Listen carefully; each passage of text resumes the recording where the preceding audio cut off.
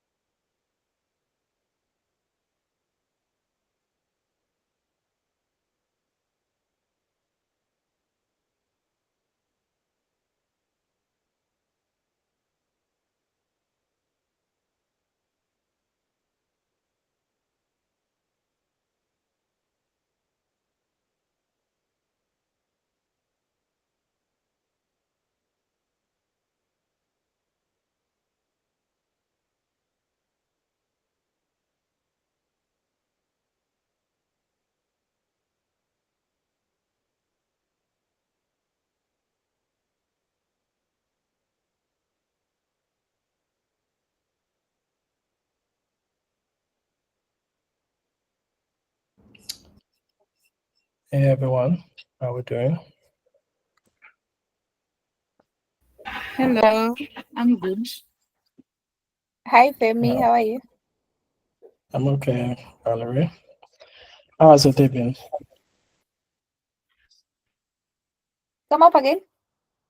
Yeah, I said, how has your day been? Oh, my day has been great actually. Though busy. Oh, what's that?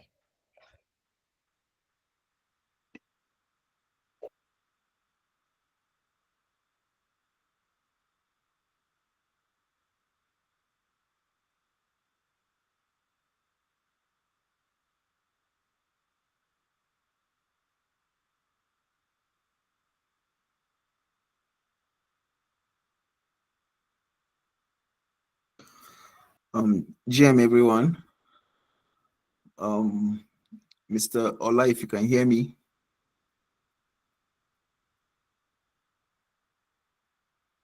I don't know if anyone can hear me. Okay. We can hear you. Okay, I wanted to speak to the mentor. I don't know if you can hear me. I wanted to ask a question. Yeah, I can hear you now. I left my Okay. laptop for a few moments. Yeah. All right. So about the task yesterday. Yeah. So I downloaded the binary stuff. Right? Okay. Yes, I downloaded the folder, but how to install it, I don't know. It didn't work. I don't know how to install it. Like after downloading the folder, right? I have it in my device, but I don't know how to install it. I don't know how to install it. Is it on the terminal or where? I don't know. Yeah. So you open the terminal to that folder. Does that make sense? Okay. Yeah. Then you All know the right. command to use, right? You know the command you're supposed to use? Yes, Make it's it on that executable. fast track, right? Yeah, exactly. I'm coming. Let me be sure, please.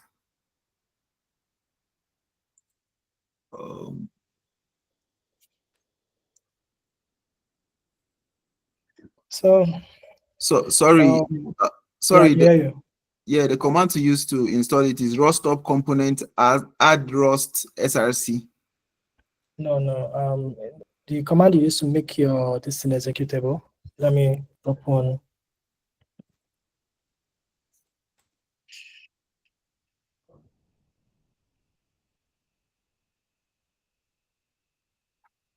I want to open the doc, right, so that you see. Okay. And one more question. So I'm using Linux. I don't know which of the Linux I'm to use. Is it the ARM64 or just the other one? I'm not sure There's either. Yeah, I'm not sure either, but you can start Anyway, from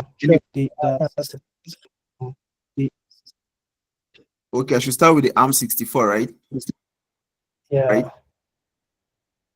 Yes. Okay, cool. I downloaded both of them, so I'll try both of them. Thanks. Okay. So I'm waiting for the command for the executable. This is what you use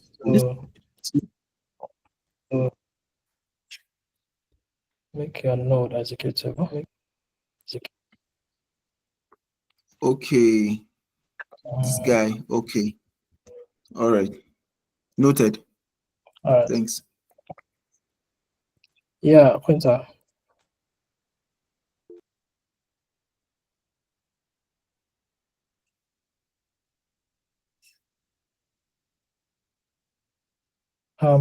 Quinta, you want to say something? I can't hear you. You are speaking. She has left the meeting. I think it's her network. Oh, okay. Hi, Femi. Hey. Yeah, do you today have someone who will help you to admit the guests so that we avoid the context switching during your presentation? Okay, so I don't know who would help me now. Let me contact someone and see if he's going to join. All right. Yeah.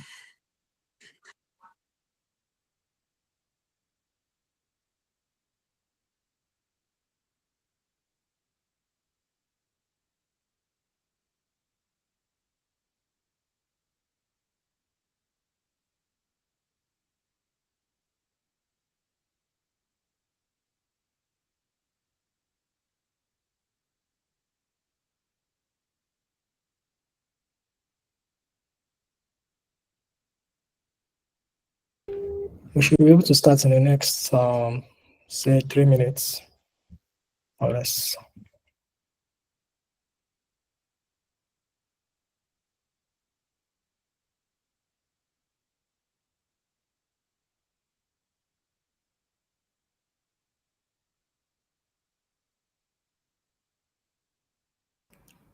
Hi, Femi. Can you now hear me?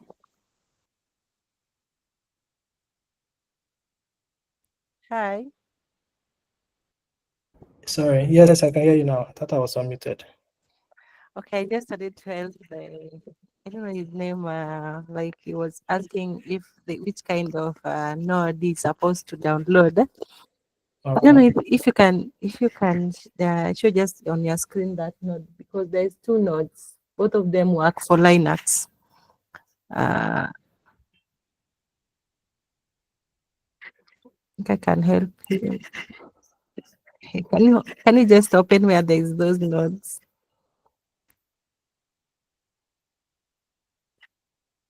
Because I don't know the exact name, but there's a node with a ink node Linux tr.jz, the one with the shorter name is the node that I think worked for me. Another thing, Femi, I realized when I was extracting, that one, the ink node Linux, the one with the shorter, not with the 64, but the one with the 61.4 MB. That one will work so well with the Linux. Again, what I realized when I was trying to extract it directly on a folder, then trying to make Inknode Linux to be executable, it was giving me a lot of issues, and it couldn't make it executable. But when I extract it using my terminal, it worked so well. So I don't know whether anyone experienced that or it's only me on my side. So I was asking, which one do I settle for? I'm sorry, Quinta. I was trying to do something here, so I got distracted. You said you were trying to extract something. See, after downloading the node, Yeah.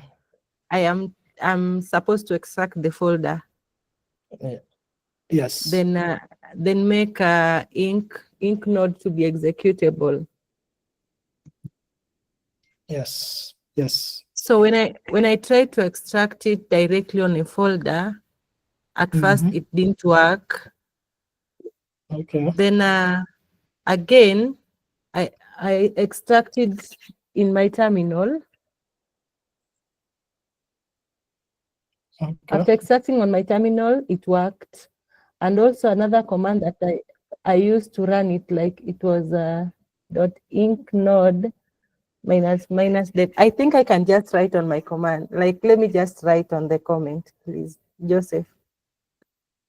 So I was wondering, why is it when I try to extract it directly on my folder, and I tried to make the Inknode to be executable, it wasn't working on my side. So I don't know why it was happening. So I don't know which one to follow. So I don't know actually if you can assist, or if you've never experienced that.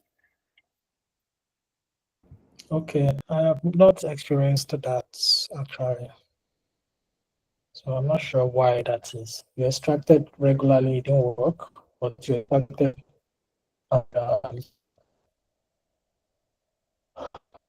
where yes, honest.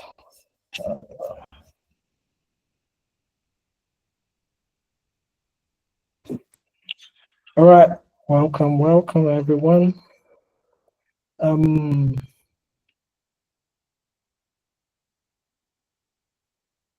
So as we start, I just want to say quickly that in terms of people looking for support, right? I know some people ask about creating WhatsApp groups and all that. If you're looking for support, join our Discord.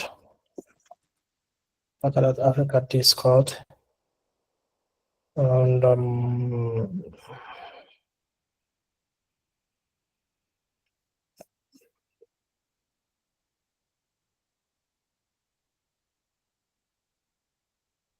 sorry, why is my network so slow?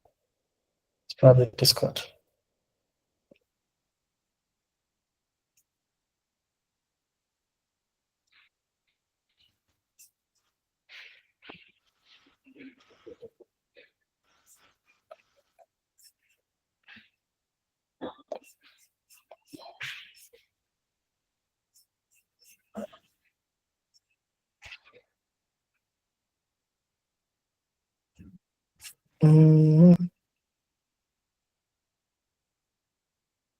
Yeah, sorry. I didn't even realize that's my people could see me. All right. So you join our Discord, right? And you can, ask questions here in the developer chats or something. Let me share an invite link.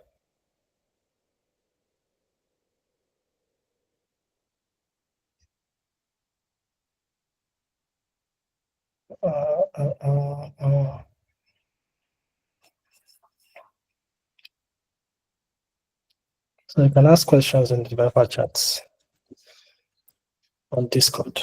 Pin it.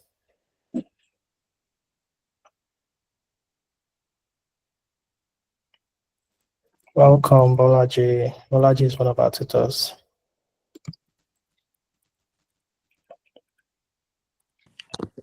Thank you very much for me. Hi, guys.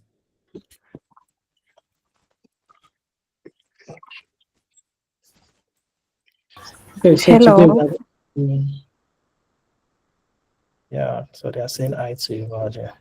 Today we are going to do we are going to focus on deploying on a live chain. Right.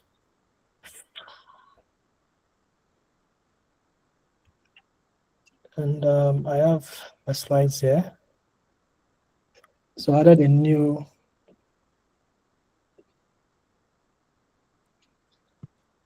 slide to it. Right. Get your testnet tokens. How to get your testnet tokens. That's one thing we need to discuss. All right. So we're going to be deploying on PassSetup. PassSetup is a testnet, is a relay chain on the Passio testnet, and it has. Excuse, let me start recording. Okay, it's already recording. So we're going to deploy on PassSetup. PassSetup is a relay chain on the Passio testnet, and it has like it is specifically designed to run. It's designed to run contracts that are compatible with Poker VM. So some of the things we are going to do today, we are going to get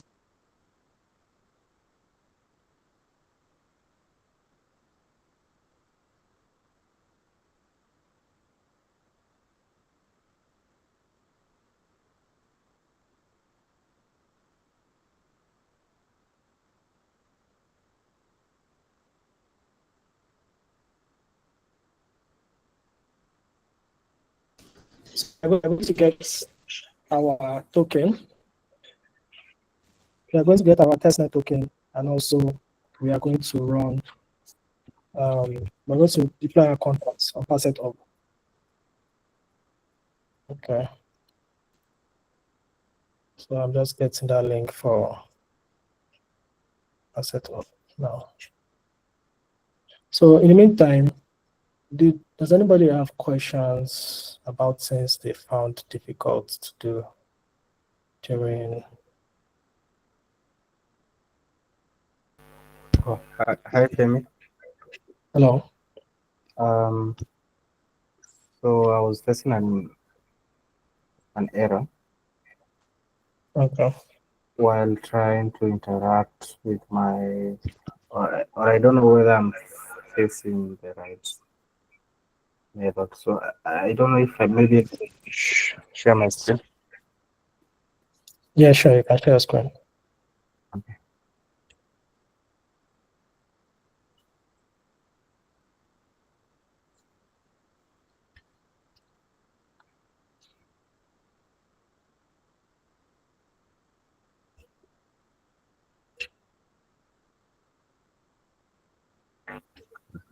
Are you having difficulty sharing your screen? Do you have to stop presenting first? Can you see my screen? Yeah, I can see your screen. Okay. So I was trying to implement these steps to interact with my smart contract, the one we just deployed over here, right? So you can see it's running, and I just did everything right here. But now when I come over here and I followed the steps, I imported everything, and now the issue is over this last part here where it shows skewed. Then when I try to upload, I get an error here. So from the docs, I can see how is this? Here, over here, this is the last step. So I don't know why for my case it's bringing an error. Okay. I'm sorry, I didn't see the error you got. And I'm sure. So well, here the final step is to upload and instantiate the contract that you can interact with it. So I don't know why. Have you seen the error? Yeah, I did. I saw it. I also got that error yesterday, and I relayed it to the Inc. core devs. And well, first off, I noticed that you are on Inc. V5. It doesn't. Okay, there's no difference even when I put it into the V6. I was trying to test out all scenarios, and nothing changed. Same error.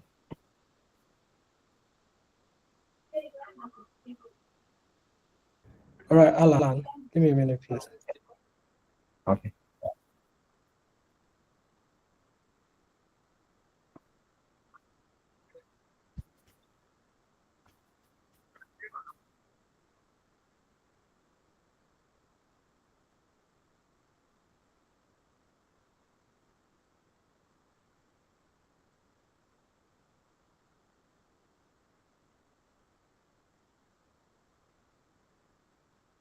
Yeah, sorry about that. I was just speaking with the person that was supposed to help me manage entry. Although I think I adjusted the setting because I noticed that I've not had to accept anybody. I adjusted the setting so anybody can actually join. All right, yeah. So for that problem, this is what we're going to do. We are going to try using another, what's it called now? I used another thing yesterday, another UI yesterday. So as I was saying, I relayed that problem to the Inc. devs. One of the guys there said he tried it and he didn't experience the issue. So I don't know why that is. But using this UI I'm going to share now, you will notice I think that same UI is even it's also in the doc, right? But let me share it.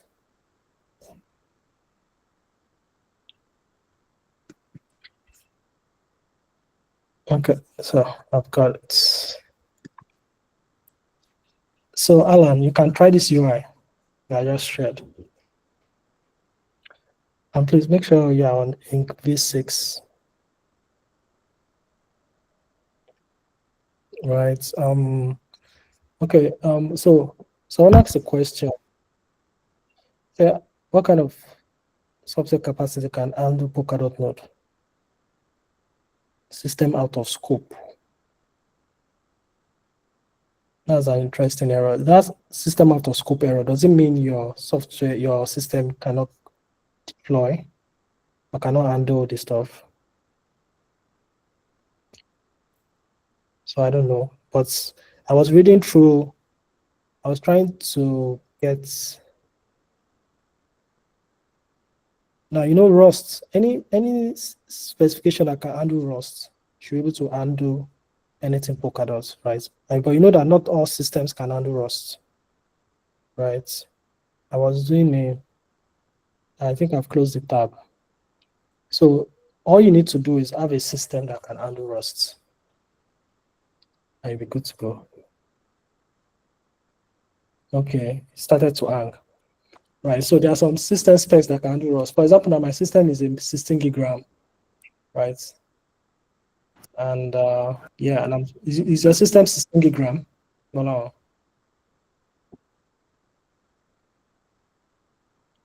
Yeah, my system is 16 gig RAM. Okay.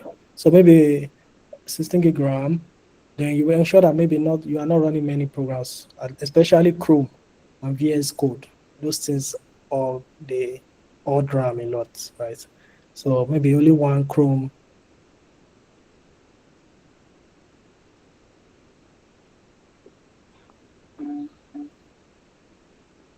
Yeah, I guess it was trying to run Ink node. So it does to deploy locally. So, but of course, you don't have to deploy locally, right? You can as well deploy on the UI to interact, right? But But yeah, a 16 gig RAM system should be able to work. Another issue is space. You should have at least 30 gig of space. And your processor should be, I mean, if you have a 16 gig RAM that came with your system, then your processor should be good enough, except you upgraded the RAM. Okay, so does anyone have another question before we move forward today? Let's address all our issues.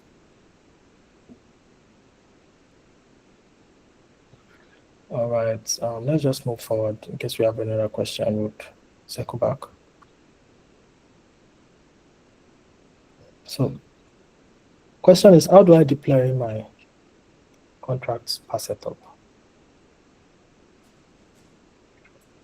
Right. So one thing I want to do is, actually what I want to do now is, I want someone else to share their screen. Reason being, how do I do this? Okay, let me use another account, because there's a reason why I want to use another account, because I already mapped my accounts. There's something called mapping that I wish I could describe to people. So let me just show you what mapping is about, first of all. So let's start a new contract. Right. Cargo contract, new Flipper.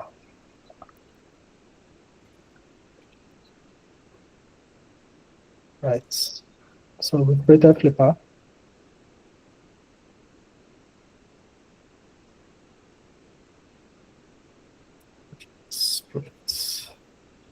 Flipper.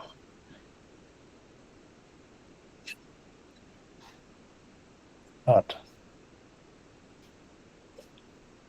Yeah, we have our Flipper here.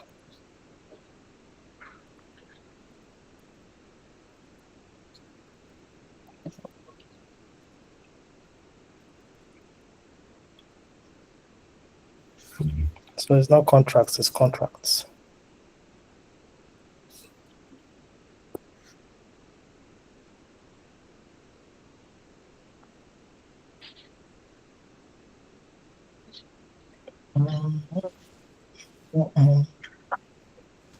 Yeah.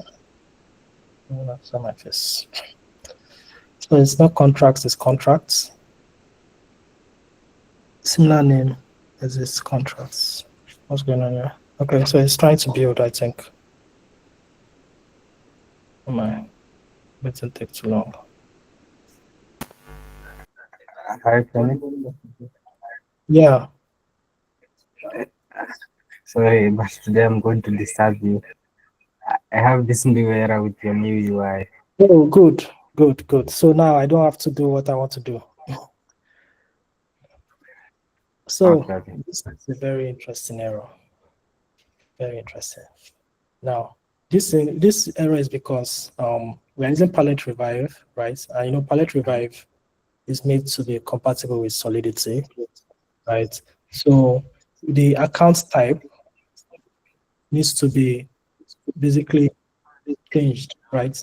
So your Polkadot account type needs to be mapped to a Solidity type account or address, right? So these are the steps to do that. So please, can you visit this link I'm about to share with you and then share your screen? Okay. Now, the reason why I didn't get this error while I was doing mine is because, you know, I initially instantiated mine using the cargo contracts in the CLI, right? So when you use cargo contracts, it automatically maps your account for you, right? So by the time I uploaded to the UI, I didn't need to map it again because it had already mapped it to my local node, right? And the local node instance was still running. I didn't need to do that again. Do you have a Polkadot wallet?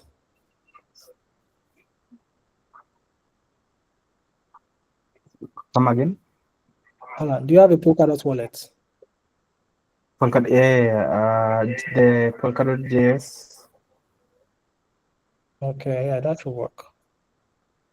Okay. Okay, do you even need it? I don't think you need it now.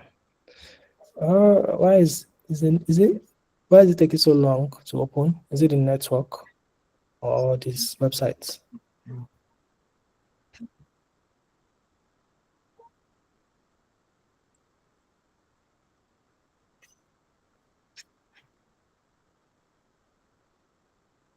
Okay, while you are still trying to open that, Okay. is it the network or the website? Yeah, the crash. For Polkadot wallets, just do something like sub wallets. I recommend sub wallets personally. Sub wallets. Let me put the website. That's for extension. I don't use their mobile wallets. I don't know how good it is, but the extension is really good.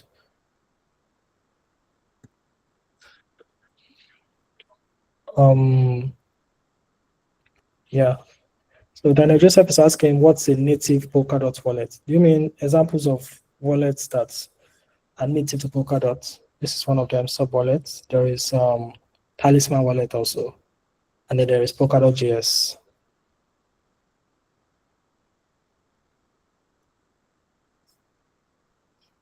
Okay, which one will happen first? Is it my compiling or Alan's site opening?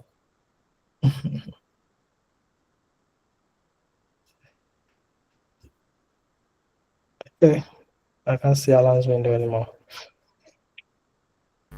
So while At my network. all right, no problem. So no problem. We can move on. I need this thing to compile though.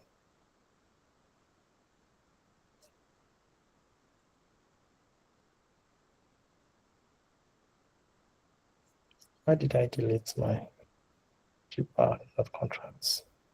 So what do you do if you want to deploy your stuff on a live chain, right? You don't want to deploy on local node, or you want to deploy on something like PassEtUp. What do you do? Right. First of all, you need the Polkadot wallets. You need the Polkadot wallets. I have some Polkadot wallets here. I have sub wallet actually, the only Polkadot wallet I have. Apart from Polkadot JS, of course.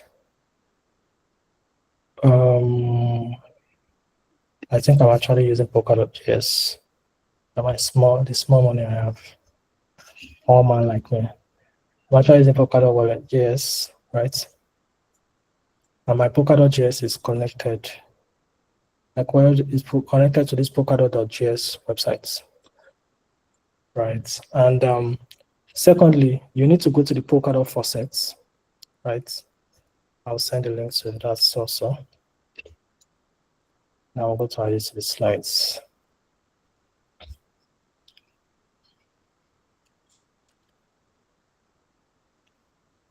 All right, you need to go to the Polkadot faucets. Ensure the right network is selected.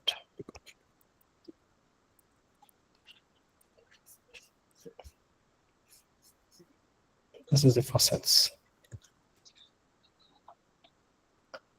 And then what do you do on the faucets? You get your tokens. It's quite straightforward. You put your wallet address here.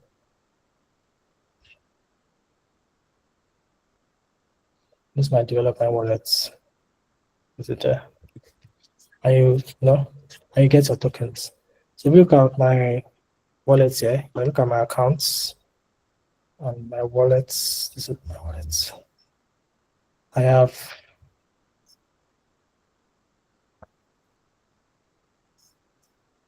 this amount of tokens in it.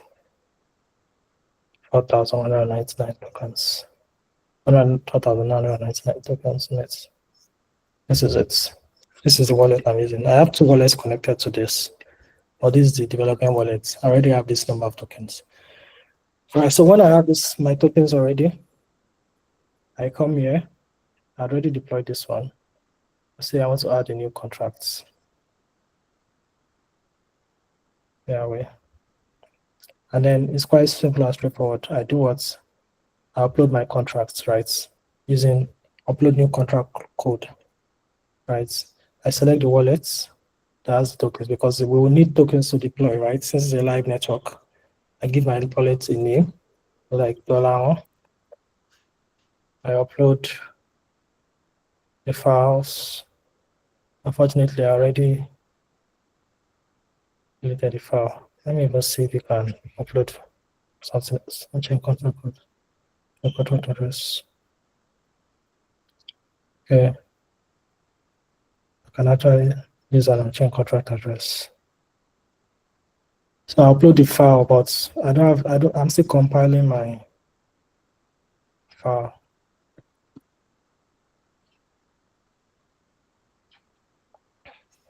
So, right, I'll upload the file and I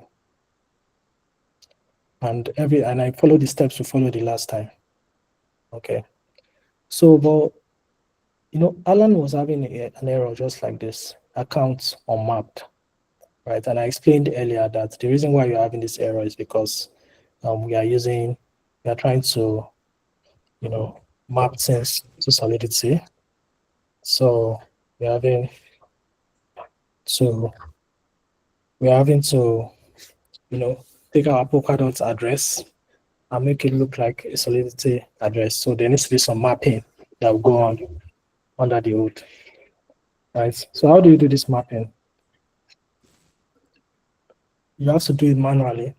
Now, if you're using cargo contracts, like I explained, it should do this automatically in the background. But because you can't use cargo contracts to deploy to a live network, you can actually, but because we are not using it, we ensure first of all that we select the network that we need. Let me explain something to you now. Imagine when I opened this up, I was on local node. So this UI is a bit weird, I would say, because I don't know. Before I interacted with this UI and even the contracts UI, I've never really experienced UIs that look like this. So you switch, right? So this is me connected to my local node. Well, because I'm not running a local node now, it's not going to work, right? So let me even run a local node. So what I'm trying to explain now is you can connect your contract UI to your local node.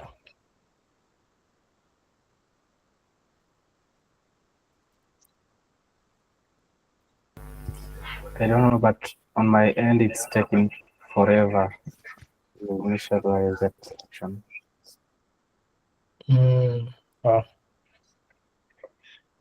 It's taking forever for this to open up. Alan? It has opened up, but it's taking forever to initialize that connection. Or how do you initialize the connection? Okay, I think your local node is not working. It's probably trying to connect directly to the local node. So you need to start up is your local node working currently like this? Yeah, it's working. From the terminal, right? Yeah. Yeah. I just started it up. All right, so like this now, I'm on the local node, but I don't want to deploy. I want to map my accounts, right, to Passet Hub, right, because that's where I want to deploy on. Right, so I'll go to testnets, Pasio, and Parachains. Remember, Passet Hub is a testnet, is a parachain on the Pasio testnets. So I go to Passet Hub contracts, then I switch.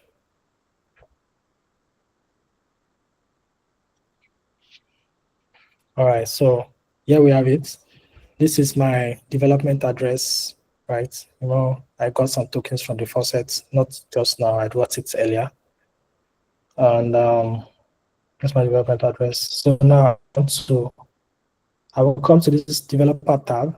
I'll go to extrinsics, right? I'll select the right account, which is this account. I'll change this to revive, right? And the call I want to make is map account, right? Then I submit transaction, sign and submit. So my wallet is popping up now. That shows you that I'm actually interacting with an actual account, right? Not my local node, not with Alice. I'll sign the transaction. I'll just say, should be successful. I'll just this work. Okay, it says account already mapped. Yeah, that's because I already mapped my own accounts, right? Development account, I mapped it, right? So if I change it to my development accounts now, you see that I'm not having that error anymore, right? Let me try to map, sorry, person that is, let me try to map my live accounts. Okay, I don't have balance on my live account, so I can do that. But those are the steps to mapping your accounts. This was a question. Someone raised I think.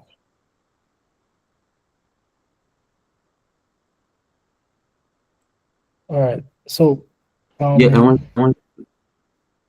yeah, tell me.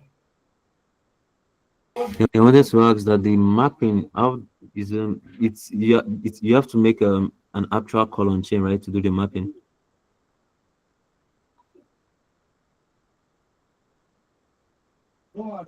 Hello. Sorry. Yes, if you are doing it on a live chain, you have to make an actual call on chain.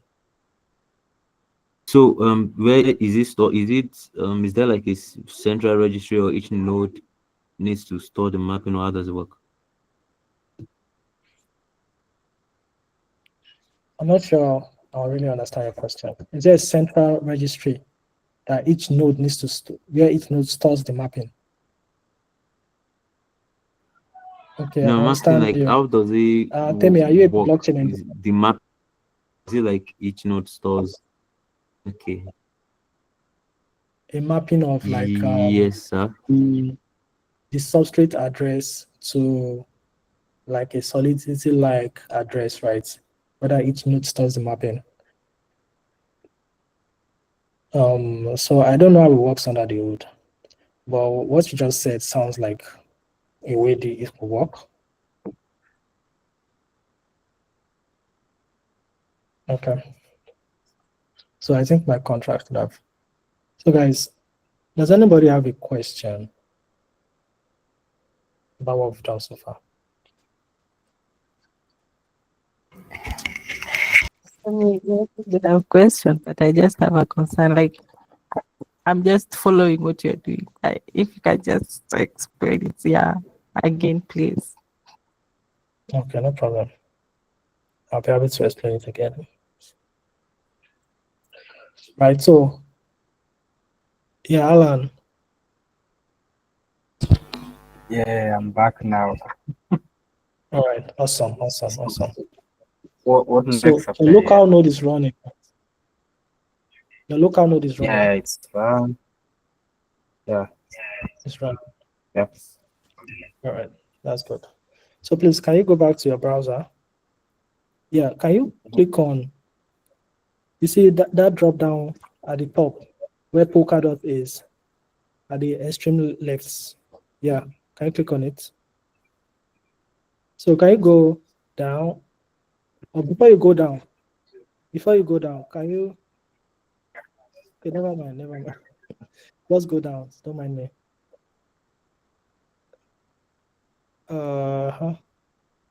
So can you select, you see that developments is at the extreme end down, the lowest option. You can close this, you are connected to development instance of the UI so that you can see it properly. Yeah, so can you select developments down there? Like just click on it, it should open. Click on anything there. Yeah, can you select local node? All right, It's selected now. Can you switch up there? There's a switch icon.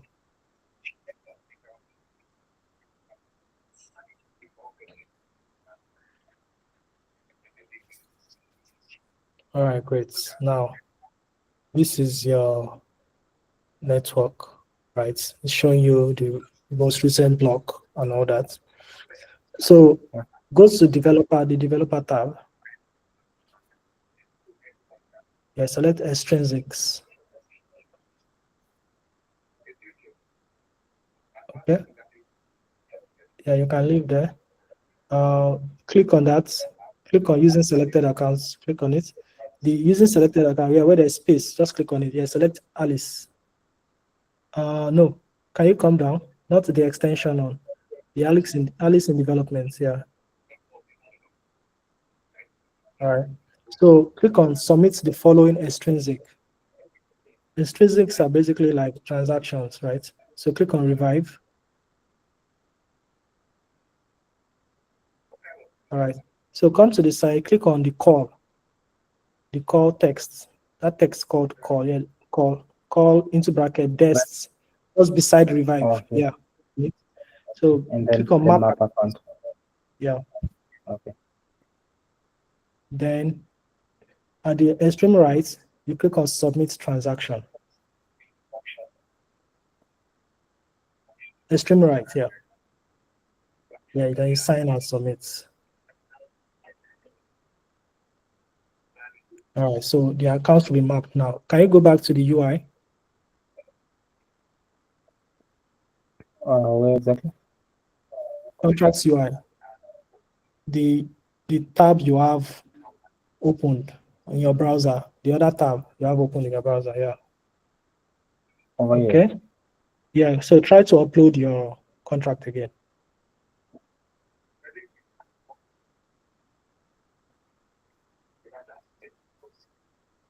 I can see Flipper contracts there.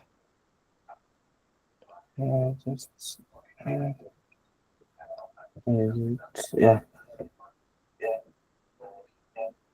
All right. So you should not have the error anymore. Yeah, it says the instantiation will be successful. Yeah. Oh, yeah. So Quinta, does that help?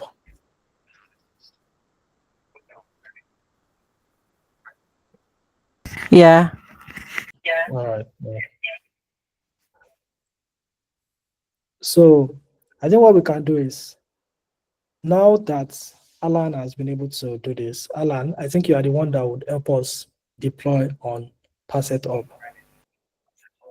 I think that was quite, so, or maybe we should, okay, since you already have your stuff open, because if they say we should engage someone else, it might take time. So can you help us deploy on PassetHub? Yeah, we can try, but you can guide me. All right, yeah, of course, yeah. So please visit the faucets and get some PassetHub tokens. I have the faucets. It's the last message in the chat.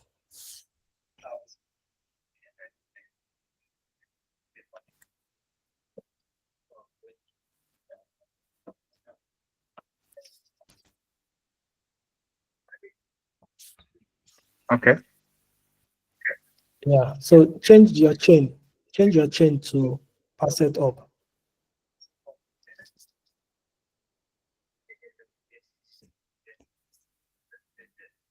All right, so input your address. Okay, you have to do that.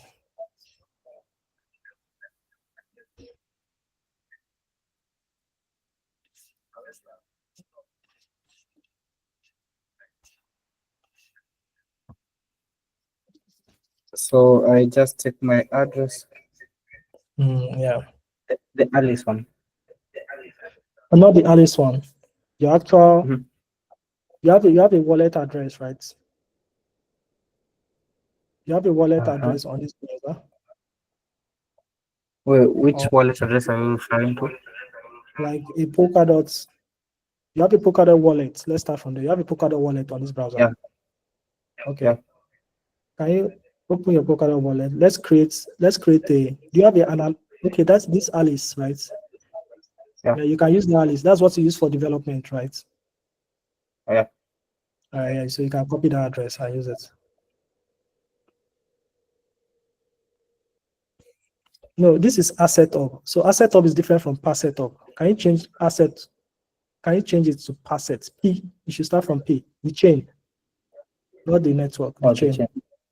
Yeah. Passet Yes. up. Oh, okay. That one. Yeah. So you can put in. You can paste your address there.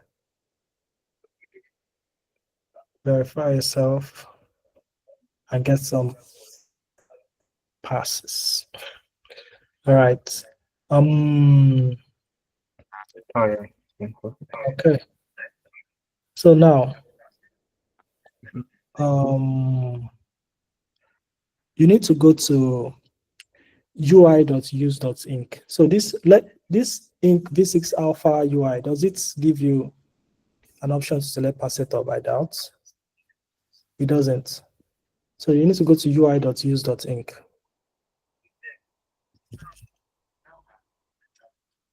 Are you talking about on this same browser? On this browser you're on, just visit. Open a new tab, ui.use.inc. .inc. There you go. Yeah.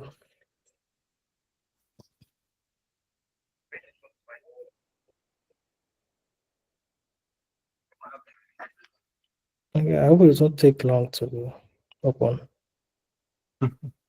Let's try. Okay. All right. Yeah. Okay. So can you change your network at the top left to pass setup? No, that's the passet. Yeah. I got it. Loading accounts.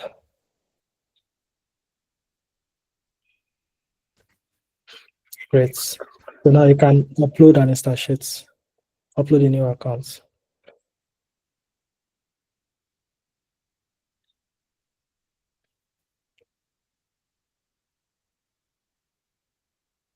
So you give your account a name. Okay, so it automatically selected the name, no problem.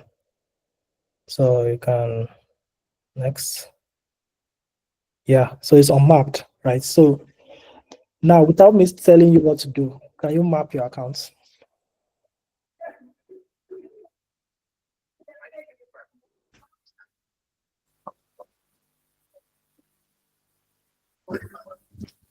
The same way we did the other one. Yeah. So remember, you have to change. The network is pass setup, right? Yeah. All right. So you are going to do it on your Polkadot.js web app, not here. The mapping of the accounts. No, not the extension. The web app. Yeah. Over here. Yeah. So what's the first thing? You need to select pass setup. You need to be on pass setup. You are currently on development. So your extreme left. You change your network. You change. Yeah. To pass it hub. So yeah, exactly. Testnet Passio. Yeah, select pass setup. Pass it hub or pass it Pass hub? setup is that one. With a P. Assets. Oh. Not that one. The P. It's up. Don't worry, it's not arranged alphabetically. Oh. It's just on that core time. Yeah. And then so over now, here, great. No need to change that. Not need to change that. You go up, all the way up, and you switch. Once you select it, you have to click the icon to switch. All right, great. It's going to switch now.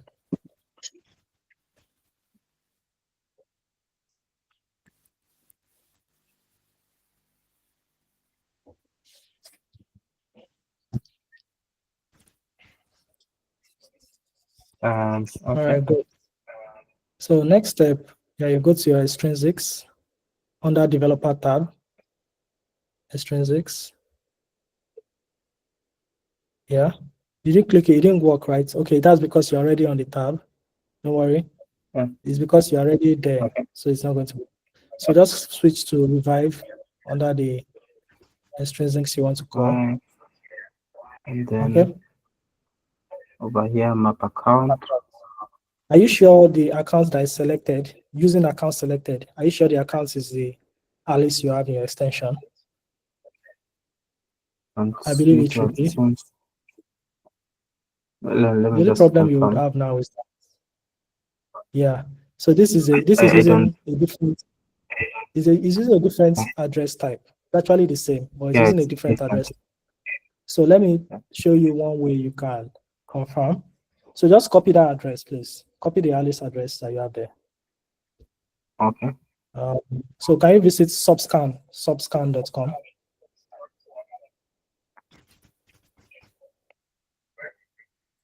Subscan, is it .com, .io, I think, .io.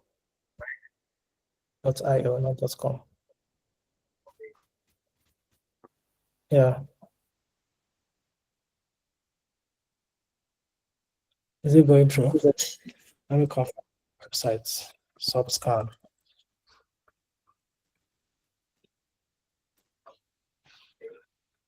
Yeah, it should be subscan.io. Did it work for you? This one over here. Did it open? All right. So select supported networks. There's probably an easier way to do this, but this is how I know. So you can select supported networks. Notice it's still loading. Right. So you can just asset up. I don't think you see asset up here, but just select asset up and paste the address. It should show you the converted address. It will show you the address type for asset up. So just select that asset up, the first asset up you saw. Select it, it's fine. All right. Now paste it. You see just hold on. A text box will appear at the top soon. It's still loading. Wow, so network is not only poor in Nigeria. Network strengths. All right, so can you scroll up? You see the text box. Yeah, just paste it. Yeah. Search for it.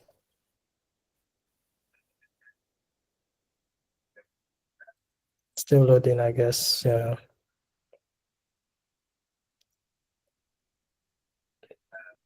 Okay, what are we looking at? This did not work as expected, though.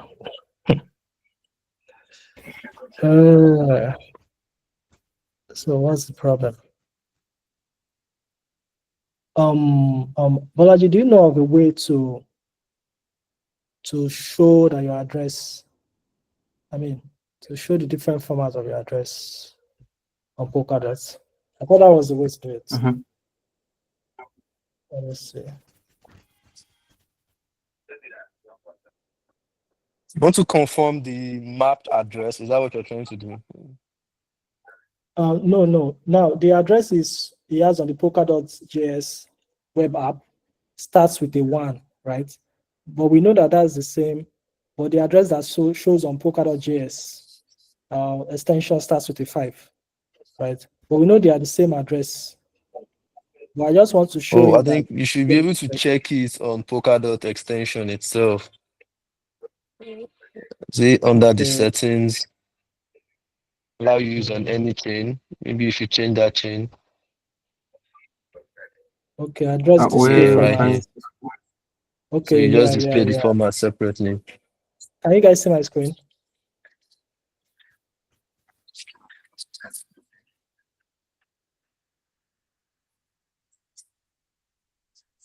All right, so let me just. So the format is the SS58. So I think each chain implements it separately. So, but at the end of the day, they are all the same addresses. Yeah, so I just changed my address a few formats from substrates, right? It's substrate, it shows this, but if I change it to say Polkadot relay chain, it will show this, right? So Alan, you can share your screen again, please.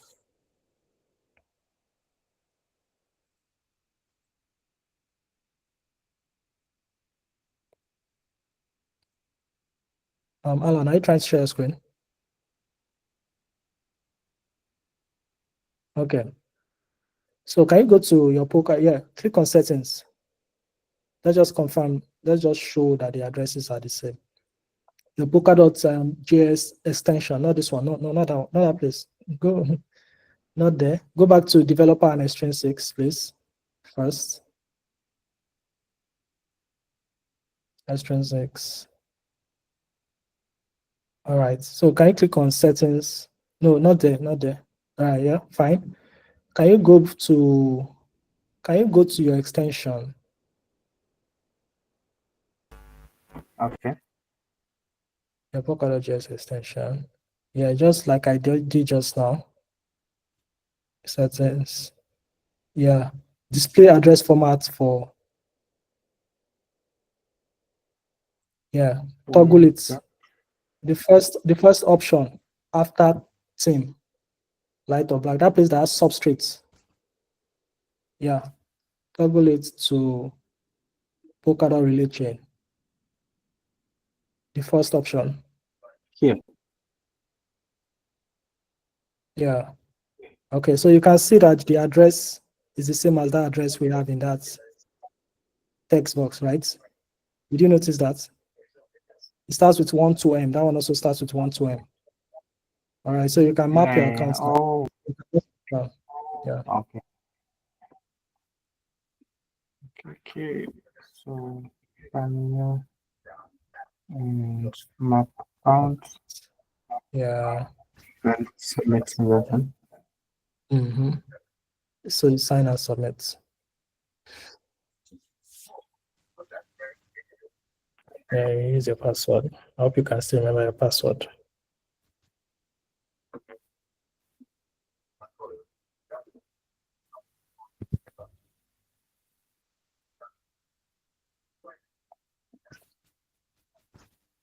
Yeah.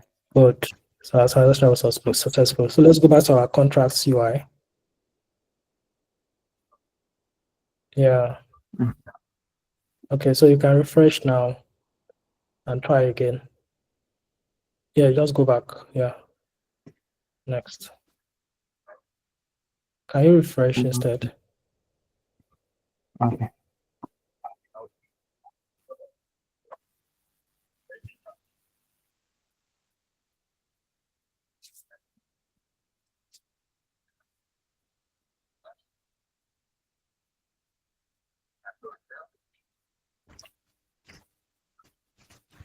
Okay. Can you look at those accounts, the Alice accounts you have there? After selecting Flipper, you can do that. Anyone? Let's look at it. Anyone? Let's look at the Alice accounts. No. Yeah. Can you click down? Yeah, okay. All right, no problem. It's fine. It's the only one there. Yeah. Okay. It's Okay. great now. All right. Well, it should be fine. All right, so it's interacting with your wallet. So it's interacting with your accounts.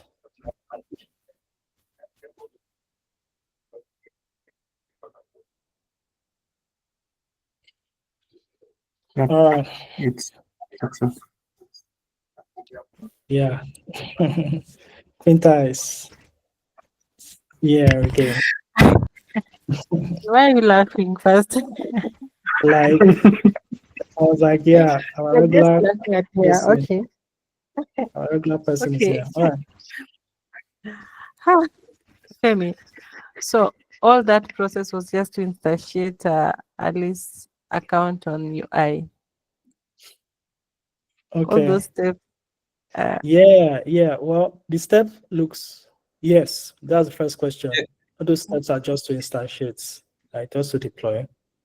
right? And usually it used to be that we didn't have to go through these steps, right? But we, because of the whole poker VM stuff, right? That's why we're going through these steps. Number one, right? Is it a beginner friendly? Yeah.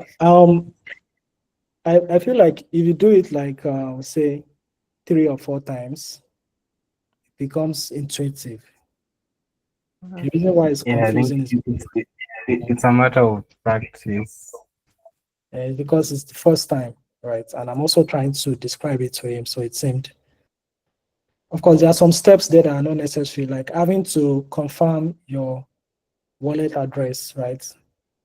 It's not necessary. You know it's your wallet, but I just wanted to show you something that it's the actual wallet. That's why I did it that way. That's why I asked him to do that. All right. Yeah, Samson, let's say something. Yeah, Yeah, good evening. the whole concept of what is going on. Okay. Oh, okay. You're also Samson. Sorry. I'm Samson. So I wanted to ask that is there like a documentation to follow? Because to be frank, I was lost. I was actually I was lost. I was just like, oh, probably when you upload the video on Discord channel, and I'll go and check because I was totally lost. Okay, I understand. I will upload the video. I don't think there is a written documentation for mapping. Excuse me. I don't think there's a written documentation for mapping. All right. But I will upload the video, number one. Right. And then number two, let me do it one more time on my own laptop. Does that work? All right.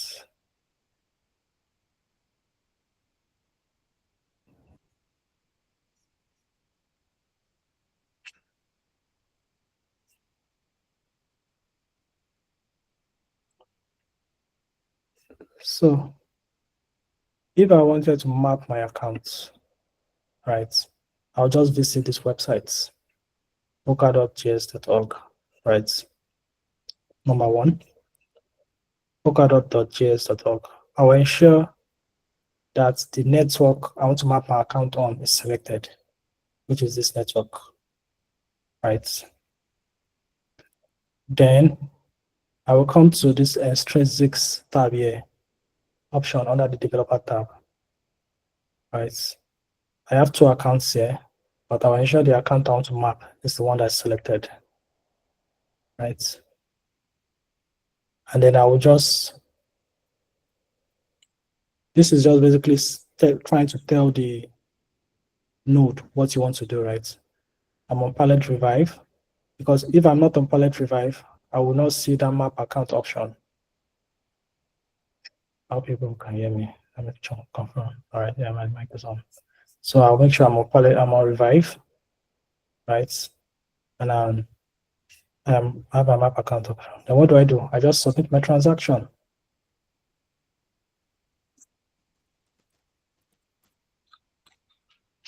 Submit my transaction, and that's all to go through. And the reason why this one is not going through because I already mapped the account. That's why we have this red. Oh yeah, it's to go through. And those are the steps.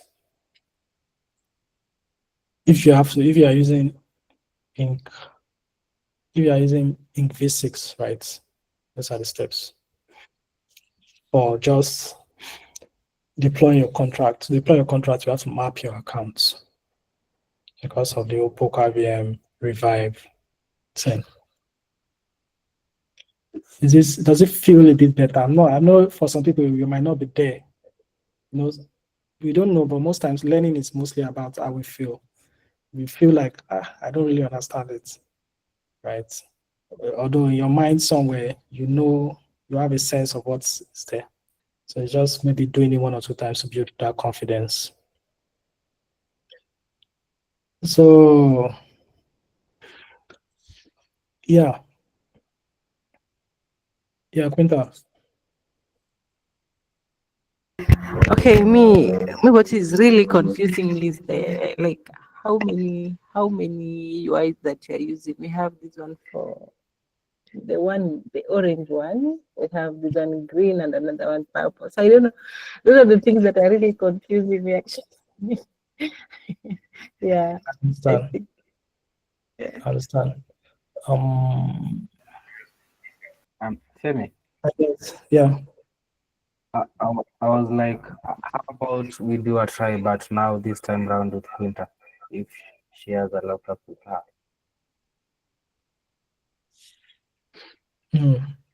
Okay. Rather than do that, what I would recommend is that maybe she goes through the video, but if she has issues,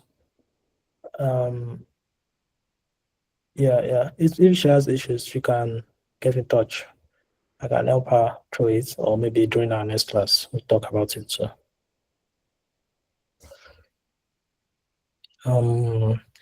so ideally, for this process, we should be using only two UIs, right? The polkadot.js.org stuff and one contracts UI, right? Right, just those two UIs. This contracts UI and polkadot.js.org.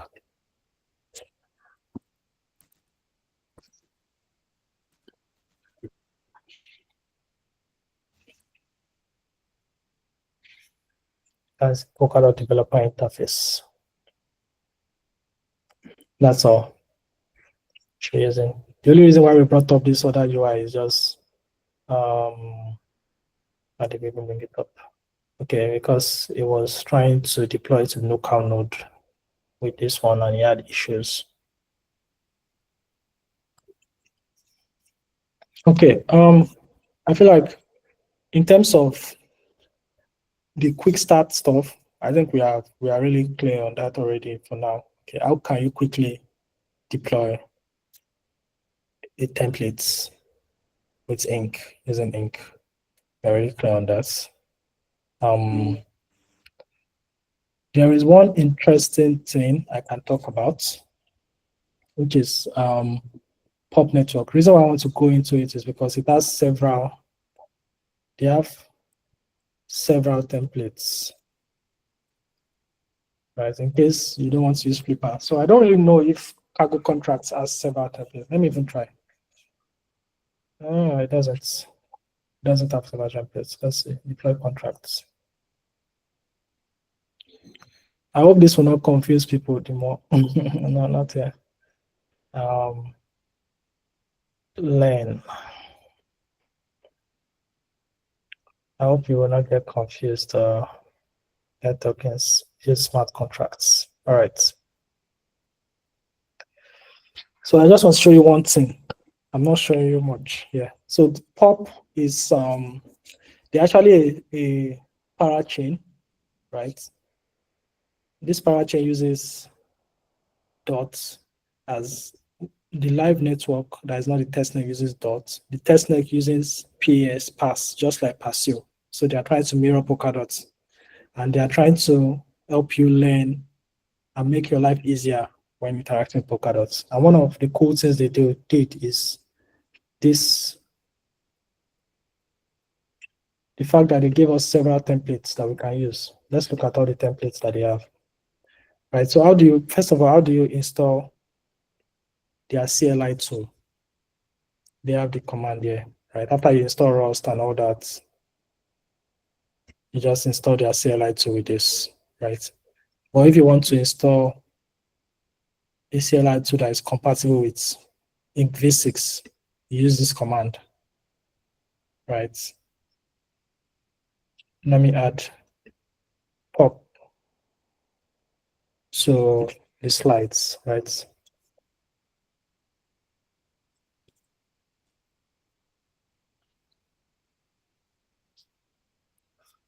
Use pop network, pop for different subjects.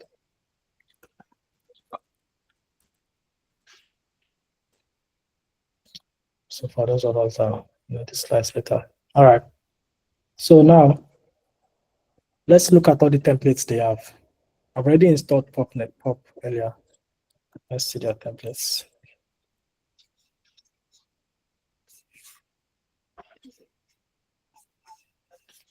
clear.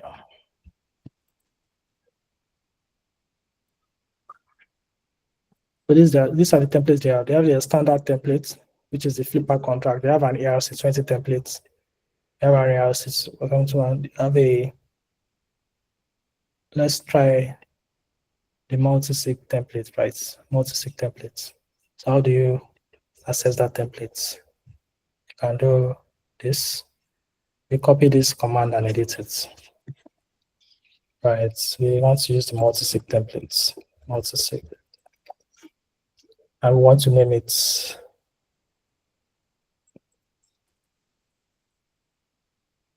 Quinter multi-sig.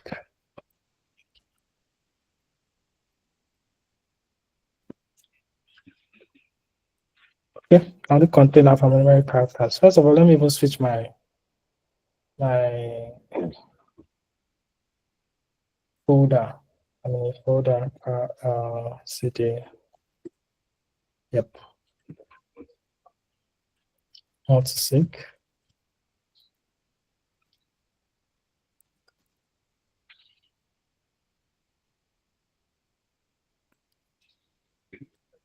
What do you mean Kali container from memory characters? Let's name it multi-sig then. Okay. Okay, contract type ERC. I don't know why. What's going on? Let me remove the contract type.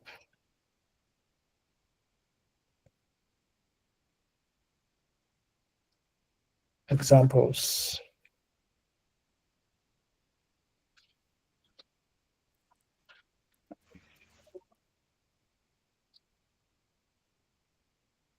Generating contracts.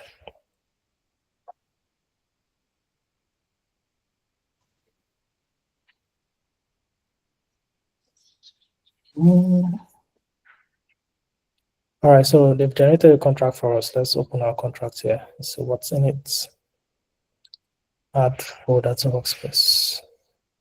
Multi-sig.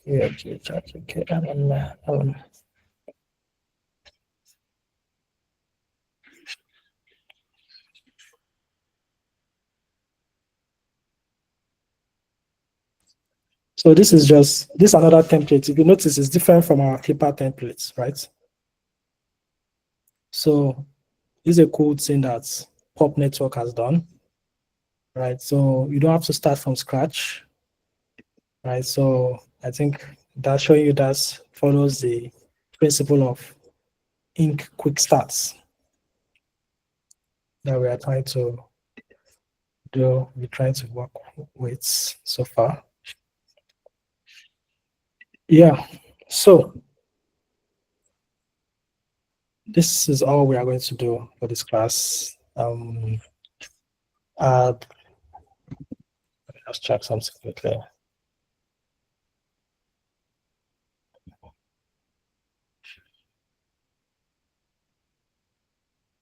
Yeah, good. People have started submitting their assignments. We are watching. We are watching. Right. Now, the new assignment for today.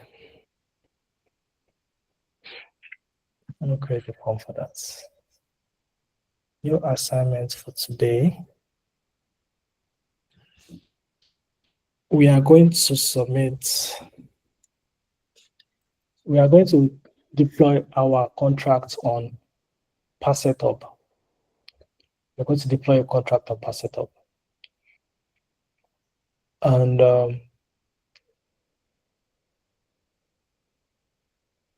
the contracts you are going to deploy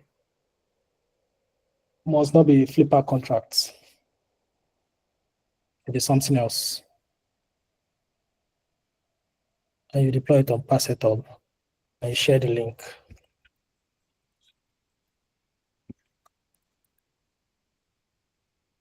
Yeah, Samson.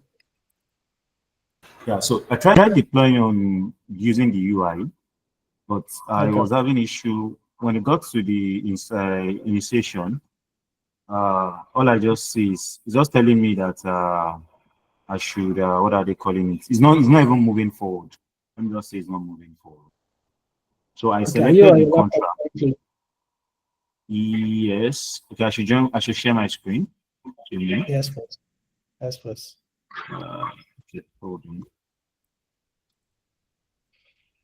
So hold on, please.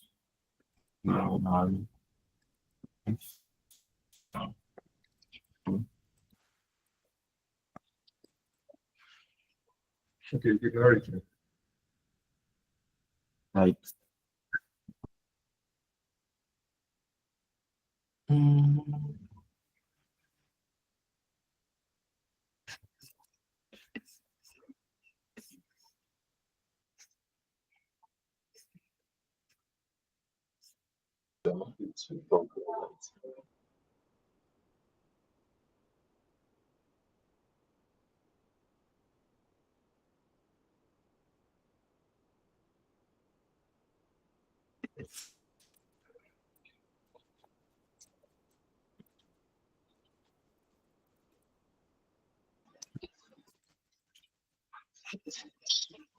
All right. So here is this. Can you see my screen? Yes, I can see your screen.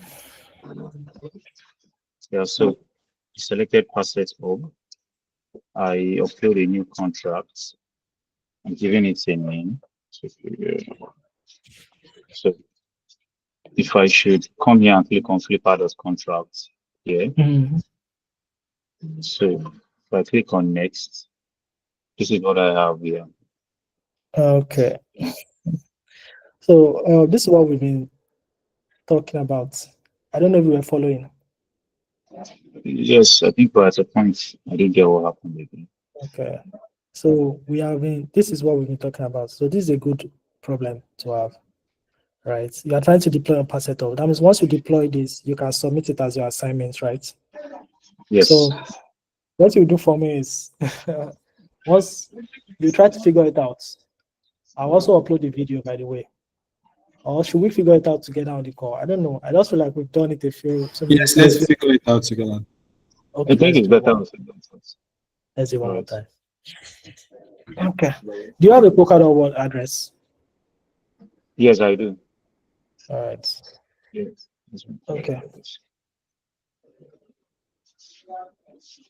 No, I'm going to share the form. I'll share the form to you, Alan. And you are going to you're going to submit your contract address and all that. So let me Thompson, please visit this. Yes. Yeah, I think I have it open. Okay, you have it open already, no problem. So here it is. All right, great. So can you switch your network? Can you switch your network setup? Do you know how to do that? No, not there. Yeah. Not there. Okay. That one is just to see what is happening in your network.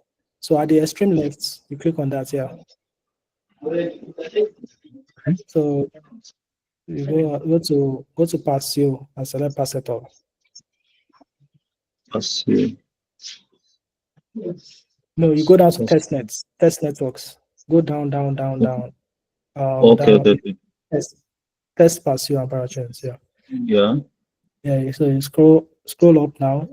It has opened. So yeah, select assets. Starts with a P. It's under core time. Under core time. Okay. Yeah.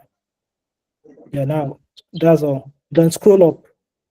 Scroll up to switch. Yeah. Oh.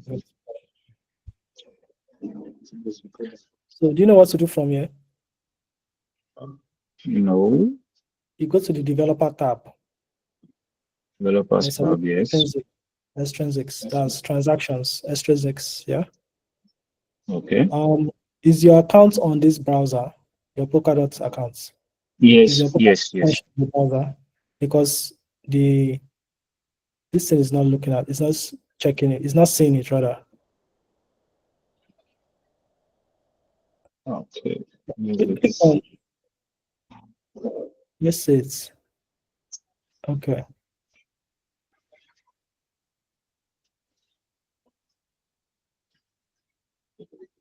You can ignore that. Okay, no problem. All right. Click on using selected accounts. That using selected account, yeah, just click on that space. Yeah. Okay, yeah, select the accounts. Cool. So you've gotten the parcel stuff. So under submit the following extrinsic, you select revive. Okay, send that one. Okay, yeah. Select revive. Okay. Yeah. Under that call, to the left of what you just clicked, to the right rather. To the right. All right. You see call, Yeah. that tab, click on it. Select scroll down and select map accounts. Oh. Yeah. Now you submit your transaction to your extreme right, low right. The submit transaction button is on the you sign and submit.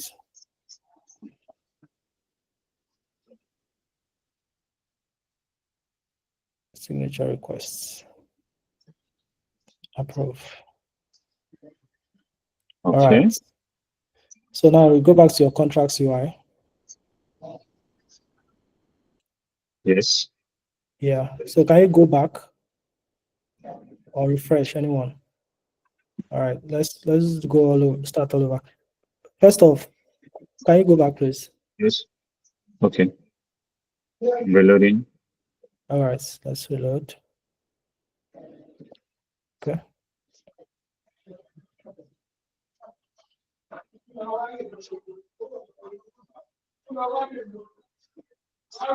Yeah. Oh. All right. Okay. All right.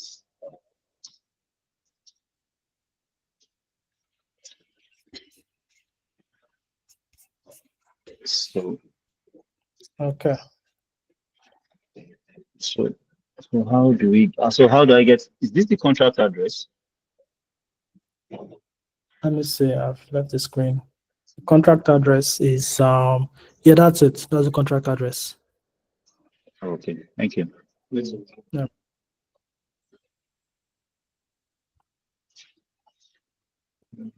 Okay. So I can search for my contract address on the scan, right? This is not the scan you use to search for a contract address. Because Perceptor was recently created. Let me get the address for this. The scan you can use. Okay.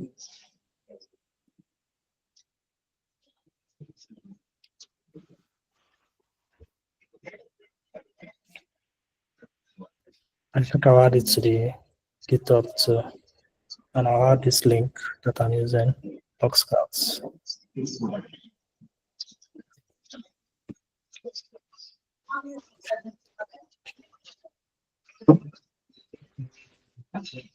Okay. Let's scan.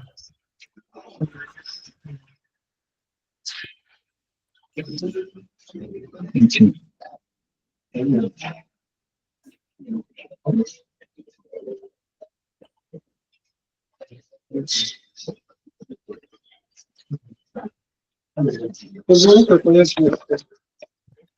Sorry, I didn't hear that. Yes. No, not it. I'm done. Okay, I just want to confirm what I did. Okay. Saying not found. Do I need to change the network? Okay, the stuff is not found. The contract address is found. Yes. I think it's because the contract address is in the SS58 formats. But my problem now is how do you transform it to another format? I don't know. If I look at this transaction details, I think you're the one that's deployed this just now. So you can see it from your end. Yeah, I can just see. I'm just looking at the latest transaction on the Block Explorer. Oh, But there's no indication. There's nothing to show that you're the one that deployed it. Of course, I'm sure you're the one that deployed it. But now the problem is the contract is showing as in another format. Well, how do you change it to this format that you want to use now? I would have to find out. I've done that before. so Maybe if has an idea. we should check. I think honestly, I think it would be proper if we, because the reason why it's showing as an Ethereum address, right? So ideally, you should be seeing it as a substrate address. But since we did that mapping, it's showing as an Ethereum address.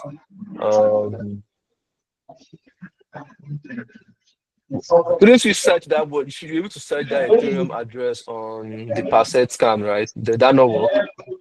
Yeah. It searched the Ethereum address on Parset scan. How about you search your own wallet address on Parset scan and see the transactions that you dealt with? You should be able to see the equivalent. All right. Let me try. So to copy your wallet address, just click on that. Okay, you've copied it. Yes. I think this is still the Ethereum wallet address. So your stub wallet address is also showing an Ethereum address. Yes. So yes, try to set the chain like this. Sub wallet also has like an Ethereum stuff. I think it should be this Polkadot asset of like you just copied. You should be able to search this one. No results. Okay, sorry. My bad. I think I'm doing it. Still no result. This is it.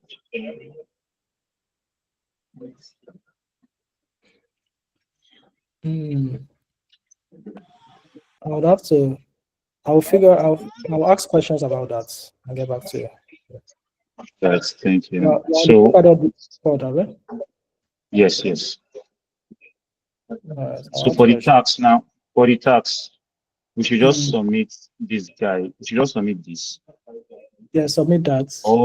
Or should we send a screenshot? Oh, okay. I think sending a screenshot would also help. But it has to be, it must not be a Flipper contract, by the way. Yeah, you say so, yes. Okay. So I'll add if to the form the ability to send the screenshots. Right, send the screenshots also.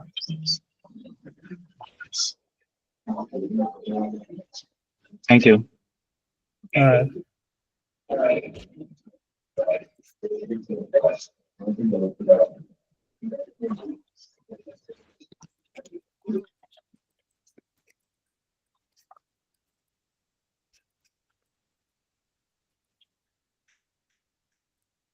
File upload.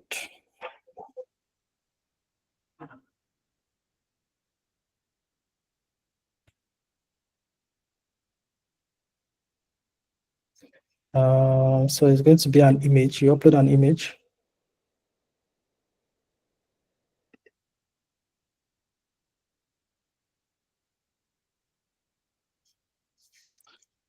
Okay, so let me share your form.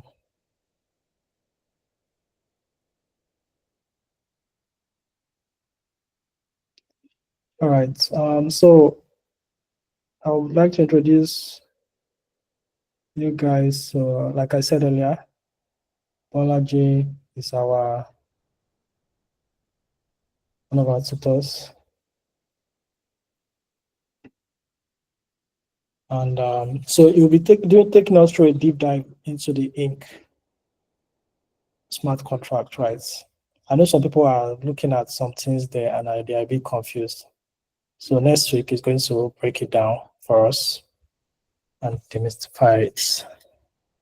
All right. So meanwhile, I guess we spent 1 hour 30 minutes. I guess we can end the call. So this is the submission form, and this is the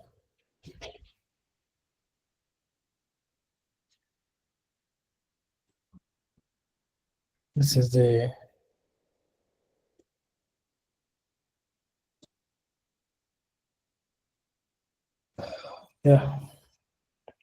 So the links to the doc, the link to the doc is in the slides.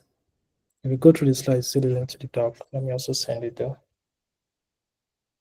I mean, when you visit the website, you'll get the docs. So guys, like I said earlier, if you have not joined the Polkadot Discord, join the Polkadot Discord. Ask your questions on the developer chats there. Polkadot Africa Discord.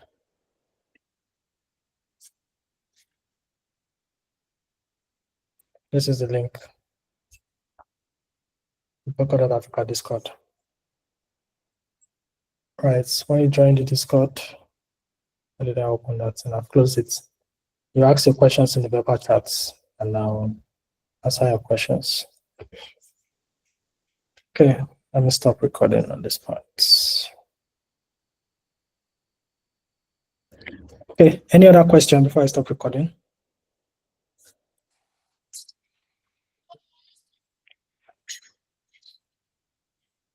Yeah, Balaji, are you saying something? I can't hear you. Yeah, I want to suggest something. Since we still have like 20 something minutes, maybe we can just do the. Do we still have enough time to do the theory part of the ink?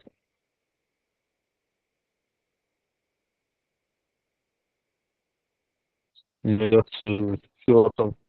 We should just talk a little bit about the whole poker game, the whole account mapping, the reason why they just started allowing Solidity contracts instead of just ink, So how do you think about that? Do you still have enough time?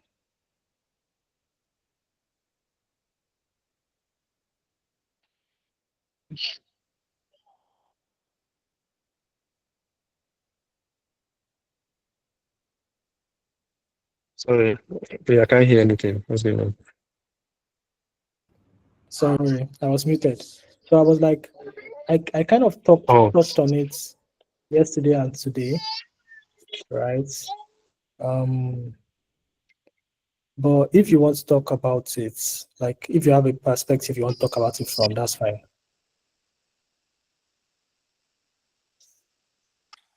Oh, I didn't know. I just talked to you. I didn't know you already spoke about it yesterday.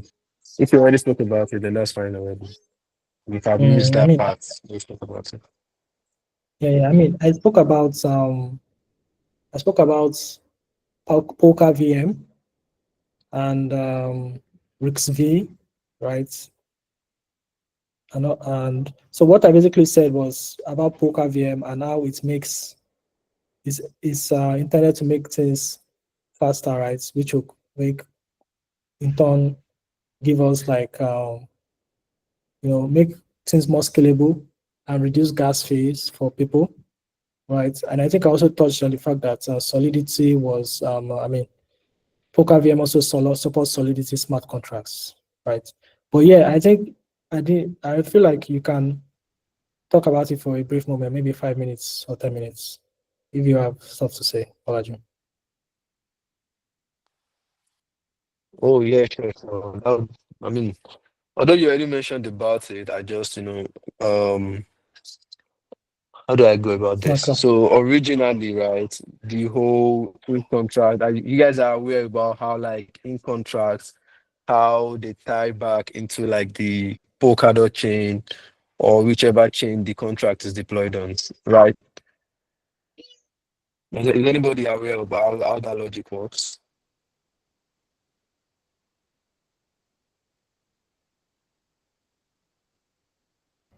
I guess I have to call names just to be sure people are still with us.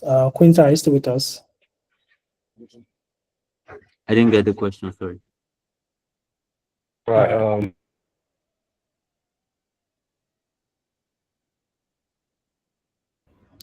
Yeah, please go ahead, Balaji. Oh, so the question is, does anybody know how?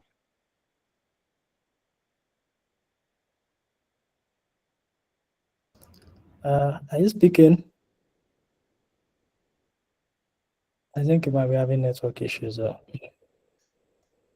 Or is it me?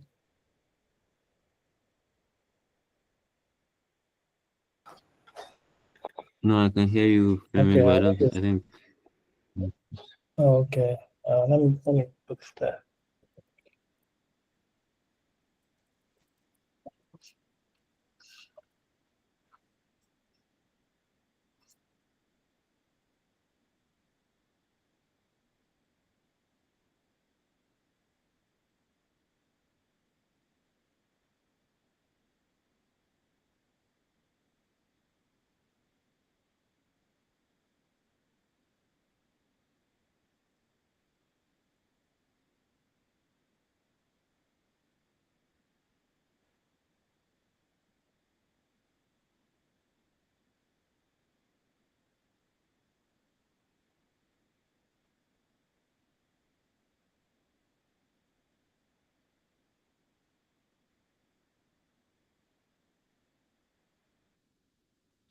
Hey, can you hear me? Yes, I can hear you now. Yeah, audible now.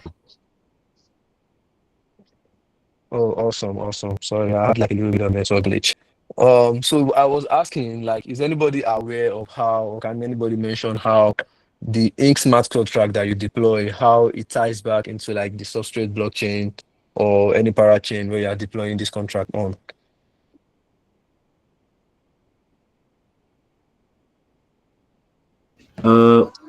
Let me attempt. I think it's if I only know about that it makes use of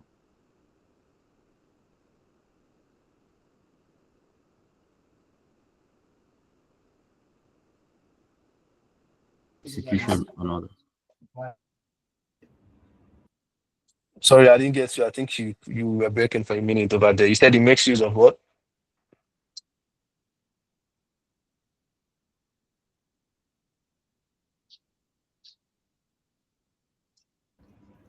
Is it that network is poor all over Africa? Or I didn't hear is what it you a, said over there. But let's not use that to stall time. I didn't hear either. I think Yeah. that is the weather. So originally, right, when Substrate was first like built, the original approach was to use something that we used to call the pallet contracts. Let me see if I can just scribble something down over here just to make this clearer for everybody to understand. So like we used to have, I don't know if you guys can see my screen. We have like substrates, Yes, I can see it. and then inside this we have like a pallet contract. This pallet contract is like a set of functions and types because it's like think about it like a store of information within the blockchain. So like a compartment within the blockchain that handles contracts. So originally this pallet contract, all it would be expecting, because at the end of the day, is just waiting for a bunch of code.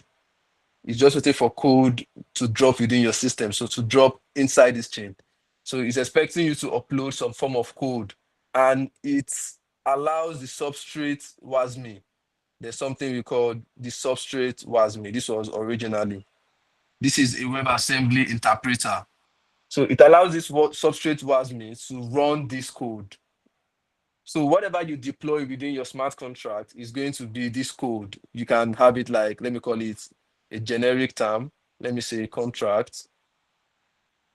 So whatever contract you deploy as this code is going to be run by this WebAssembly module, WebAssembly interpreter.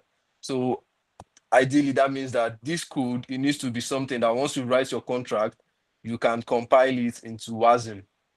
So that means your ink contract, you write it, it compiles down to WASM, and then that WASM gets sent through the pallet contract, because when you deploy the contract, you kind of deploy it on this pallet contract over here. So this guy is expecting you to send it WASM.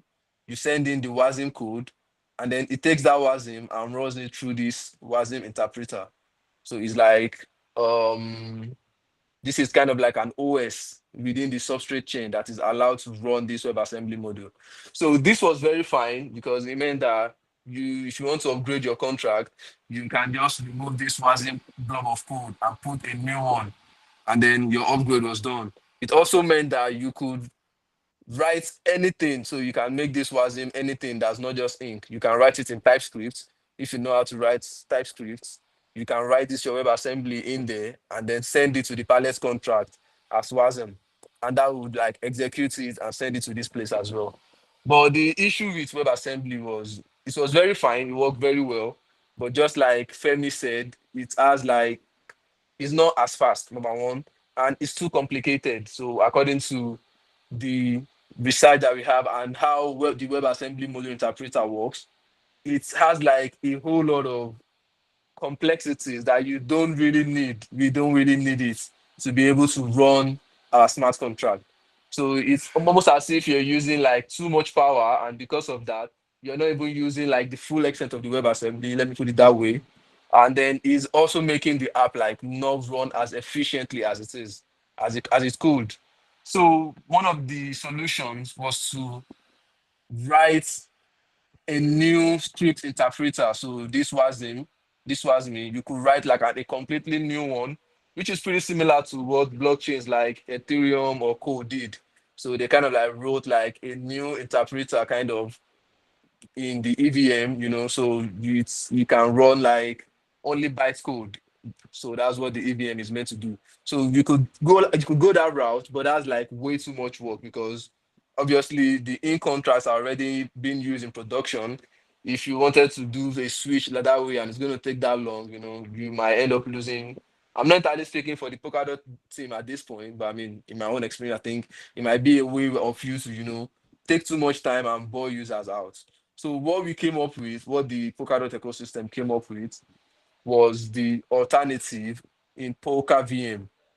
So this Polka VM is, it sounds like EVM. Yeah, it sounds as if you created a new one. But it's technically not that, because at the end of the day, what the Polka VM does, it's kind of like an interpreter that instead of expecting WASM, it expects RISC-V. So this RISC-V is something like WASM, so that you can compile your code into RISC-V. You send it to the substrate chain or the parachain that you want to run your contract on. So now the other major difference is that new one is expecting a pallet revive, which is the pallet revive that we were interacting with on the Parset Hub earlier. So this pallet revive is a replacement for pallet contracts. Pallet contracts expect WASM, but this pallet revive expects RISC-V code to be able to work. So once you send this RISC-V, it is going to be executed on the Polka VM. So with this particular approach, the Polka VM can now interpret RISC-V code like that is sent to it. And the cool part about this RISC-V is it's also as like generic as WASM. So it's not just dependent on one single language. You can compile your Rust code to RISC-V, which is what the cargo compile code that we did when we were deploying. It does this kind of conversion and then converts it to RISC-V. That is why when you upload on the ink contract, you see something like flipper.polka VM, because it has compiled that code down to like this Polka VM for the RISC-V, for the Polka, for it to be able to run. So another thing is Solidity as well. It can also, drop down into this particular kind of RISC-V ecosystem. So the cool part about this upgrade is if you have like a Solidity code, because the substrate ecosystem supports Solidity smart contract as well, right? You can also directly provide your ink contract inside here and run the code that's inside that ink. And it goes vice versa. So while you're building with your ink, let's say you wanted to interact with like Uniswap on Ethereum, let's assume Uniswap on Ethereum, you can get the Uniswap smart contract code and then just from within your ink contract, just interact with it as if you're calling Uniswap dot, swap, something like this. So this is like a very cool feature, and that is why we need to do that mapping, because at the end of the day, whenever you deploy your ink smart contract, it's going to try and generate a substrate address for you. So we need to be able to map the wallet that's deploying this code to an Ethereum based kind of wallet as well before you can, go ahead and complete this mapping. Is this hands raised? Yeah, So it those are might like, be. Sorry. So yes. someone asks if people are not confused. Yeah, it might be a bit confusing, but thank God we are recording it. So if it says it and it's recorded, after hearing it now, you can listen to it again, and it will hopefully make more sense. So the deployment creates two addresses. No, so not really. The deployment does not create two addresses. It still creates one address that is mapped. So technically, when you build like your substrate, you saw earlier that on the Polkadot.js, you can select how you want the address to show. So you can select like per asset, or you can select substrate, you can select Polkadot, but you won't be able to select something like EVM. So using this map function, you can map your substrate address directly to an Ethereum wallet as well. I don't know if that makes sense. And then you can use that to interact with the ink contract that is deployed as an Ethereum address. Does that make sense now?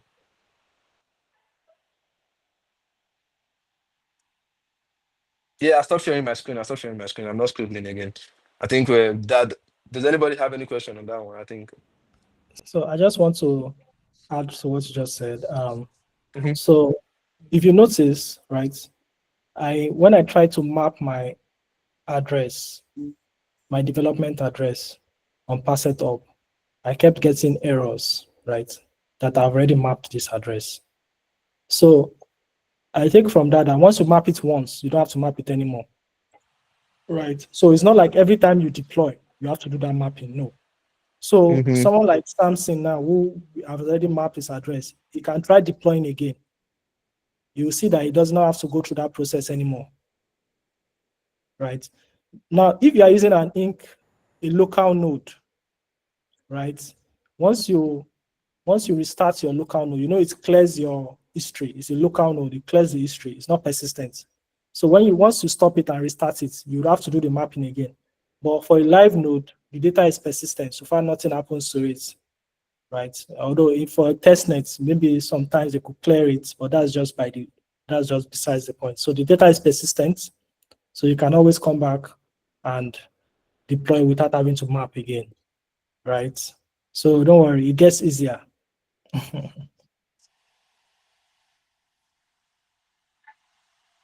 Yeah, that's 100%. The whole deployment itself.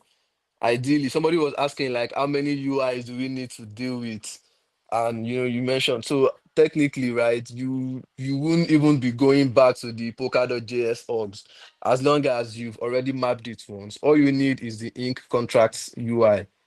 That's all you need to be able to deal with. You don't Once you've mapped your wallet once, you don't have to go back to that UI again. Temi wanted to ask something. Yeah, it's still like the first question, the same question as my first, which is like, where is the mapping stored? So that is actually a very interesting question, right? So on the Palette Revive, if you can, it's very much open source, right? So the Palette Revive has a function that it is called the map account. And this map account, it expects whichever parachain is calling it to provide the function to do the mapping. So you could be building your own parachain, and if you wanted to add like Palette Revive, you have to write your own address parser logic. So this address parser is the logic that the Palette Revive expects. It expects you to provide a trait called address parser. These are like substrate things because it has to do with when you're writing the substrate chain. So I don't want to go too deep into it, lest I cause more confusion. But just know that when you're deploying, for example, like the Parset Hub, when they deployed their parachain, they had to integrate the palette revive into that parachain. So the parachain is like, think of it like a Lego house that you're building. You can bring some different plates, so some different crates that you want to use. So they bring in the palette revive, and then for the palette revive to be able to work, it expects you to pass in some conditions within the traits. So within this trait, it expects an address parser. Once you pass that address parser, it's going to store it on the chain that you are on. So like for the parset, or once you run it for there, if you're going to another chain, for example, that also supports Inc v6, you will have to call the map account on that chain as well. I don't know if that makes sense. So whatever you did on Parset Hub does not necessarily carry over to another chain, like like the mainnet, for example. It doesn't necessarily go that way. And you also realize that when you did that map account, you actually got debited. They will remove some funds from your account. Those funds are actually being saved for you just in case you come back and unmap the account, they're going to return those funds to you. So it's not as if you're just spending money to map account, they're forcing you to do that. So I think that's just how it's up. The whole logic itself happens on substrate chain, so you don't have to worry too much about it. But just know that it's being stored on chain for you. Wow, that was perfect. I don't know if Thank that you. makes sense.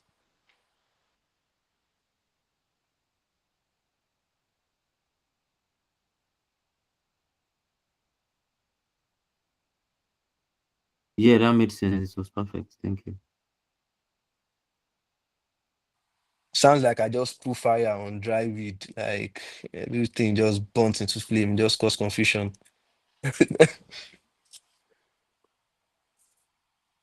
So, guys, we have it recorded.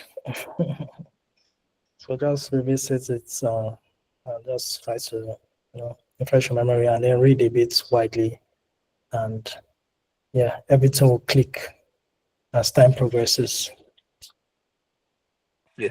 One thing that I can also do for the guys that are like code savvy, right? I can find the code for the palette revive where the address parser is, and then you can read more about the address parser, how it works, and how the change. Although it's not really necessary for you if you want to do ink, you don't even have to know anything about that. Like you don't have to know nothing about that. You can be an ink expert without knowing that. But it also helps just in case you want to take like a further step in the future.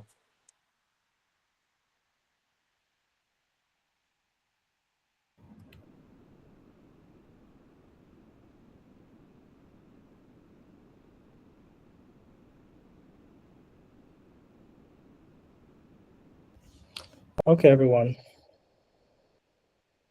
I think we can close up here. Please submit your assignments and share the form one last time so you can copy it. I will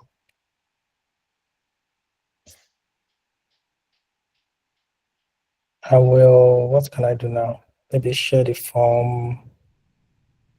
Okay, this is the form. Just copy the form, submit your assignments. We'll meet again on Wednesday next week, right?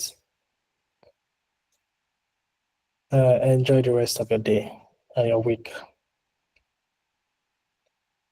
Bye, everyone.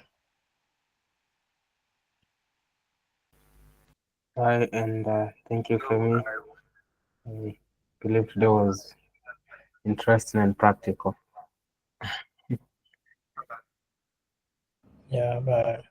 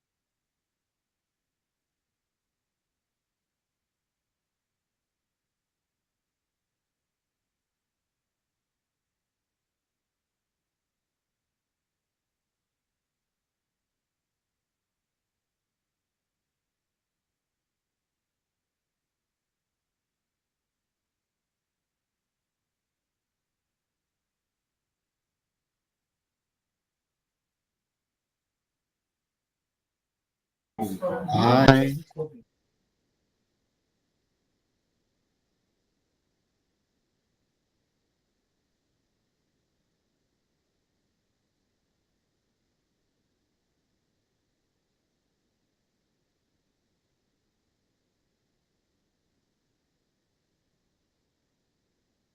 Hello.